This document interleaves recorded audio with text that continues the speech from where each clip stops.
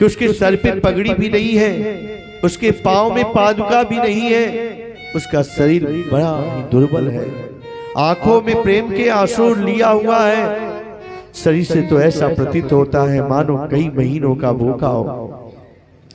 किसी से पगान जगा तन पे, प्रभु जाने को आही बसे के ही ग्रामा। धोती फटी सी, जो धोती भी पहना हुआ है वो भी फटी हुई है, कि धोती फटी सी लटी दुपटी, अरुपाए उपान की नहीं सामा। उसके पैर में पादुका भी नहीं है प्रभु। द्वार खड़ो द्विज दुर्बल एक, रहो चकिसो वसुधा अभिरामा। चकित होकर के आपके महल को देख रहा है, बड़ा दुर्बल है, शरीर निर्बल है इसका। कि पूछत दीन दयाल को धाम, बतावत आपन नाम सुदामा। सुदामा, मेरा भैया सुदामा आया है। महाराज दौड़ पड़े हैं भगवान, रुक्मणी रोक रही है, लेकिन उनका महाराज पीताम्बर कहीं गिरा, मुकुट कहीं गिरा है, लेकिन दौड़ पड़े हैं, कई दरवाजे को पार करके दौड़ते हुए आ रहे हैं। इधर सुदामा विचार कर रहे हैं कि अरे अरे ये द्वारका का नाथ कितना बड़ा अमीर है, और ये हमारी जैसे गरीब से मिलेगा तो उसके प्रजा लोग क्या कहेंगे। अरे नहीं नहीं, मैं अपने कन्हैया का अपमान नहीं होने दूंगा। अपनी महाराज लकुटिया को लेकर के जैसे ही वापस जाने लगे, तैसे ही सुदामा सुदामा कहते हुए कन्हैया बाहर निकले हैं, लेकिन बाहर सुदामा को न पा करके व्याकुल से हो गए हैं, गलियों में नंगे पांव दौड़ने लगे हैं। महाराज सुदामा आगे आगे चलते जा रहे हैं, पीछे से ये सुदामा सुदामा कहते हुए गलियों में दौड़ते हुए अंतोगत्वा उस गली में भी पहुंच गए, जिस गली में जल्दी जल्दी से सुदामा भागते जा रहे थे। देख करके सुदामा को कहते, अरे भैया सुदामा। सुनते ही सुदामा जैसे पीछे घूमे,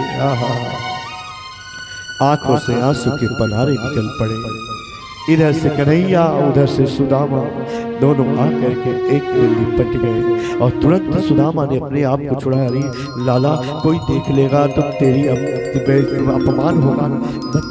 अरे अपमान की बात कर रहे हो, आज तुम्हें पा करके मुझे तो अपना प्राण मिल गया है। सुदामा गली से लगा करके लेकर के आते हैं राजमहल में, और महाराज अपनी पत्नियों, सारी पत्नियां इकट्ठी हो गई। कौन ऐसा मित्र आया हुआ है कि नंगे पांव बाहर निकल गए। अरे जैसे ही उस वृद्ध सुदामा को ले आकर के अपने आसन पे विराजमान करते हैं और कहते हैं, ये मेरा मित्र है, ले आओ जल। जल का पात्र लेने के लिए जैसे ही जाती है, सुदामा ने देखा, सुदामा के पांव को देख करके हमारे प्रभु को वो दिन याद आ गए जब पांव में कांटे चुभे थे, अपनी दांतों से निकाले थे। आज तो कांटे नहीं चुभे हुए, लेकिन पांव में छाले पड़े हुए हैं, कोई छाले फूट गए हैं, किसी से रक्त निकल रहा। आहा, देख करके इतना रोए कि देखी सुदामा की दीन दशा, करुणा करके करुणा निधि रोए, कि पानी परात को हाथ छुयो नहीं, नैनन को जल सो पग। इतना रोए हैं कि अभी रुक्मणी परात का पानी लेकर के आ ही रही है कि हमारे सुदामा जी के पांव धुल गए हैं। कि पानी परात को हाथ छुयो नहीं, नैनन को जल सो पग धोए।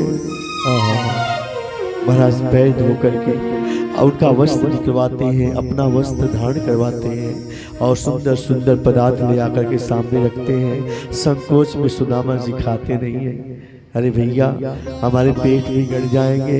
अरे कभी हमने सपने में भी ऐसे ऐसे पदार्थ नहीं देखे। लाला तू ले जा, मैं तो वो सूखी टिकड़ी ही खाने वाला हूँ, उसी से मेरे को शांति है। भैया सुन, रूखा सूखा खाई के ठंडा पानी पी, देख पराई चौपड़ी मत ललचावे जीव। गले से लगा लेते, अरे तू पराया समझ रहा है, तू मेरा मित्र है, ये सब तुम्हारा ही है। और महाराज अपने हाथों से भोजन कराते हैं। पहले भूखे थे ना, भोजन कराए तो सुदामा जी ने भी कहा लाला मेरे हाथ से भी तू खा लेना। सुदामा जी कन्हैया सुना, और सारी रानियां खड़ी होकर के देख रही, अरे तुम देख क्यों रही हो, मेरा मित्र है, आओ पैर लगो। रुक्मणी जी प्रणाम की। सुदामा जी ने कहा सौभाग्यवती भव। जामवंती जी ने प्रणाम किया, सौभाग्यवती भव। सत्यभामा ने प्रणाम किया, सौभाग्यवती भव। कन्हैया को बुलाते हैं, इधर सुन। सुदामा जी कहते हैं कन्हैया सुनियो। कहे हाँ हाँ बोलो। कहे कि ये सब तुम्हारी ही है। कहे कि अभी तो गिनती प्रारंभ हुई है। महाराज कहते हैं कि देख भैया मैं बहुत दुर्बल हूँ, प्रणाम करके ये आशीर्वाद देते देते ही मैं थक जाऊंगा। एक काम कर, जब सब तुम्हारी ही है तो तुम सबके बटका मेरे को प्रणाम कर दे, मैं तुम्हें आशीर्वाद दे दूंगा तो सबको आशीर्वाद लग जाएगा। महाराज आज इस भारत देश का ब्राह्मण का पुत्र उस कृष्ण को अपने महाराज प्रणाम करने को कहा। भगवान ने प्रणाम किया, आशीर्वाद दिए, चिरंजीवी भव। जब ये चिरंजीवी हो गया तो स्त्रियां तो सौभाग्यवती हो ही जाएंगी। महाराज खूब आनंद हुआ है। और महाराज अब कन्हैया की बारी आई। कहने लगे भैया एक बात पूछूं। कहे क्या? कि मेरी तो इतनी हो गई, तुम्हारे काग दो हुए कि नहीं हुए? सुदामा जी शर्मा गए। अरे देखो मन तो नहीं था, लेकिन भैया बाबा ने कह दिया तो हाँ। लेकिन देख भैया तेरी जो भाभी है ना बड़ी सुशील है, और सुन उसका नाम भी सुशीला है। भगवान ने कहा जानते हो सुदामा भैया मैं ये बात क्यों पूछा? कहे क्यों? इसलिए पूछा कि तुम होते तो मैं पूछता ही नहीं, भाई कुछ लाने लायक तो तुम हो ही नहीं, लेकिन मेरी भाभी जी है ना तो वो मेरे लिए कुछ जरूर दी होगी। अब जैसे सुने सुदामा अपने कांख की उस पोटली को और दबाने लगे, दूसरी बातों में फुसलाने लगे। कन्हैया देखो हम सब कैसे रहते थे। हाँ वो तो ठीक है, लेकिन ये बताओ भाभी जी ने कुछ दिया है कि नहीं दिया है?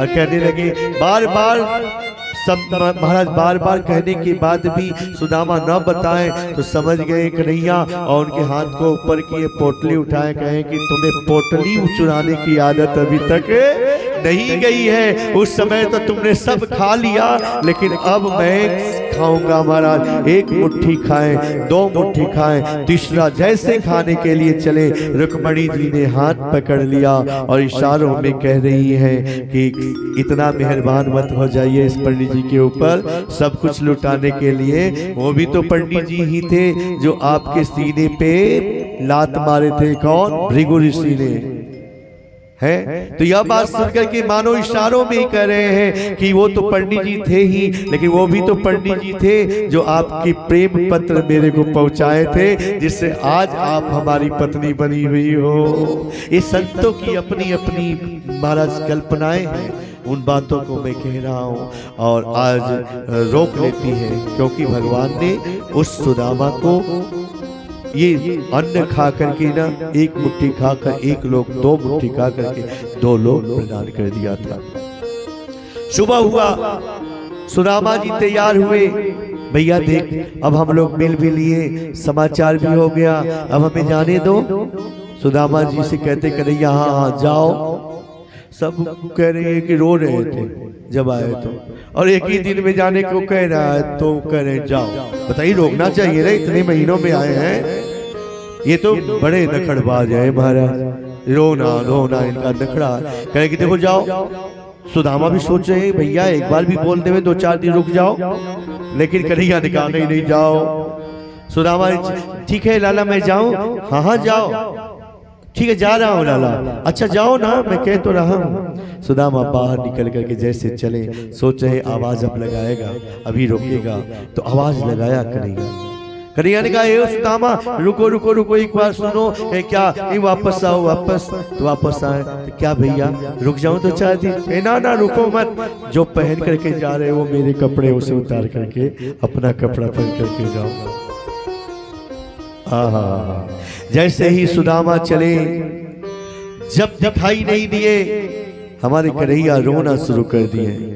रुक्मणी सत्यभामा जामवंती कहने लगी महाराज अभी जब थे तब तो जाने जाने को कह रहे थे, अब रो रहे हो क्यों? क्यों उसे रोक लेना चाहिए था ना, तो 4 दिन 10 दिन रख लेना चाहिए था। रोते हुए कन्हैया ने कहा मैं तो चाहता था कि हमारा सुदामा हमारे साथ 1 महीना तक रहे, लेकिन मैंने रोका नहीं, इसलिए कि जब से सुदामा निकला है मेरे खोज में ना, सुदामा की पत्नी मेरी भाभी सुशीला ने व्रत कर लिया कि मेरे पति जब तक नहीं वापस आएंगे तब तक मैं अन्न जल ग्रहण नहीं करूंगा। तो इसको यदि मैं रोक लेता तो मेरी भाभी भूखों मर गई, इसलिए मैंने नहीं रोका। तो फिर वस्त्र क्यों निकाल उतरवा दिया? इसलिए उतरवा दिया कि वो बड़ा स्वाभिमानी है, ये किसी से कुछ मांगता नहीं, ये तो प्रशांत आत्मा है। ये किसी का यदि भूल से भी इसके पास पहुंच जाए ना तो प्रायश्चित करने लगता है। मैं जानता था कि ये जाएगा और जब देखेगा कि अरे अरे प्रेम प्रेम में मैंने उनका वस्त्र पहन करके चला आया, तो अपने आप को प्रायश्चित की आग में तपाने लगेगा। मैं नहीं चाहता कि अब सुदामा को कोई कष्ट हो और उसके जीवन में ऐसा अवसर आए, इसलिए मैंने उसका वस्त्र उतरवा लिया महाराज, और कोई बात नहीं। सुदामा जी चले हैं प्यारे, और जैसे ही चले हैं जिस गांव से आए थे वो गांव तो बड़ा ही दिव्य हो गया। उस गांव को देख करके पहचान नहीं पाए, और बोर्ड लगा है सुदामा नगरी। लोगों से पूछे भैया कौन सुदामा नगरी है? ये तो हमारे गांव थे, तो ये सुदामा कौन है? कहे कि वो सुदामा भगवान का बहुत बड़ा भक्त, वो भगवान से मिलने के लिए गया है, और भगवान से मिलने के लिए गया, भगवान ने कृपा करके इस गांव में अन्न धन वस्त्र आभूषण की महाराज कोई कमी नहीं रखी, इसलिए इस नगर का नाम सुदामा नगरी है। ये कहने लगे कि मैं ही तो गया था, आते समय तो एक 40 कौड़ी दिया नहीं मेरे को, और भी नहीं तो मेरा कपड़ा ही मेरे को वापस करके दे दिया, और ये कैसे सुदामा नगरी बनाया? कहीं मैं कहीं और तो नहीं आ गया? सोचे कि चलो अपने पहले झोपड़ी को देखो, यदि मेरी पत्नी बच्चे निकलेंगे तो पहचान हो जाएगी। महाराज जैसे अपनी झोपड़ी के पास गया, वहां तो महल बना हुआ है। ओहो महल बना हुआ है, कहे भैया कोई है क्या? तो जो सुशीला खाए पीना टूटी हुई थी महाराज, वस्त्र भी शुद्ध नहीं थे, आप अन्न धन आ गया, मस्त हो गए महाराज, और सुंदर सुंदर वस्त्र आभूषण पहन करके जैसे बाहर निकली, सुदामा जी ने कहा भैया ये तो हमारी सुशीला नहीं है, कह करके चलने लगे पीछे। तब से सुशीला आवाज लगाई, अरे कहाँ जा रहे हैं? मैं ही हूँ आपकी, मैं ही हूँ सुशीला। बड़े ध्यान से दिए कि अच्छा हो सुशीला, तो तुम इसीलिए मेरे को भेजी थी क्या? तुम यही चाहती थी? तो जा, तू जो चाहती थी तेरे को मिल गया, लेकिन मुझे जो चाहना है मेरा तो वृक्ष के नीचे यज्ञ कुंड पे ही है, भगवान का भजन ही करना है। जैसे जाने लगे सुशीला दौड़ी हुई घर में गई और अपने आभूषणों को उतार करके नीचे रख देती है, वही फटी पुरानी कपड़े पहन करके जैसे बाहर निकलती है, पतिदेव मुझे ये अन्न धन की जरूरत नहीं, मुझे तो आप चाहिए, आप जैसा पति हो तो ये अन्न धन वस्त्र आभूषण क्या चीज है। जैसे ही चलने लगे वो टेढ़े टांग वाला कन्हैया पीछे से निकलता है और कहता है ओ सुदामा भैया रुक जाओ रुक जाओ। भगवान को देख करके सुदामा ने कहा प्रभु ये क्या चरित्र है? कहे कि ये हमने ही आपको प्रदान किया है। हे महाराज क्यों दिए ये सब आप? क्या आप अपने प्रेम से मुझे भगाना चाहते हैं? क्योंकि जब तक दुख रहता है तब तक आप याद आते हो, जहाँ सुख होता है भूल जाता है व्यक्ति। कहे कि इस धन वैभव को मेरा ही समझ करके जो सदुपयोग करता है उसके जीवन में कभी माया सताती नहीं है। इसलिए भैया आओ और इसका सदुपयोग करो। प्रेम से बोलिए द्वारका नाथ की जय।